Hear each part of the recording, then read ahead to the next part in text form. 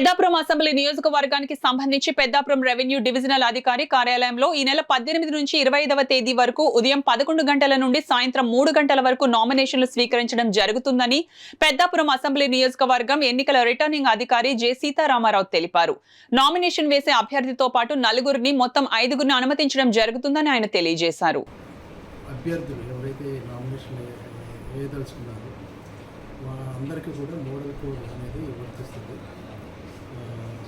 100 metre పరిధి లోపలనే వారి యొక్క కార్యకర్తలు వాళ్ళంతా కూడా దూరంగా ఉండాలి.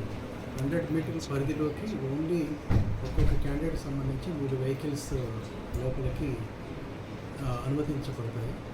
3 వెహికల్లో ఒక్కొక్క వెహికల్లో డ్రైవర్తో పాటు 4 మాత్రమే ఉండాలి.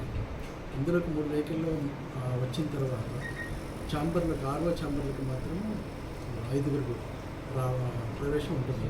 5గురిలో ఒకతను క్యాండిడేట్, మిగతా వాళ్ళు ప్రపోజర్స్, వాళ్ళ ఏజెంట్ అట్లా ఉండొచ్చు. మొత్తం 5గురు మాత్రమే అనుమతించబడతారు. దీనికి సంబంధించి నామినేషన్కి ఫీజు జనరల్ అభ్యర్థులకి అయితే 10,000 రూపాయలు, ఎస్సీ ఎస్టీకి సంబంధించిన అయితే 5,000 ఫీజు చెల్లించాల్సి ఉంటుంది. అందరూ కూడా 11 గంటల నుంచి 3 గంటల లోపలనే స్వీకరించబడితే అది గమనించాలి. మోడల్ కోడ్ సంబంధించి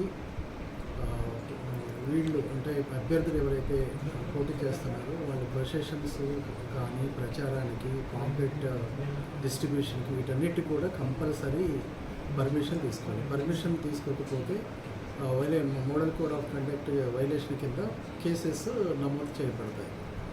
అదేవిధంగా ఎవరైనా నగదు క్యాండిడేట్ పోటీ చేస్తున్నటువంటి క్యాండిడేట్ అతని యొక్క వెహికల్లో అతని దగ్గర ఎప్పుడు కూడా 50,000 కంటే మించి నగదు ఉండకూడదు.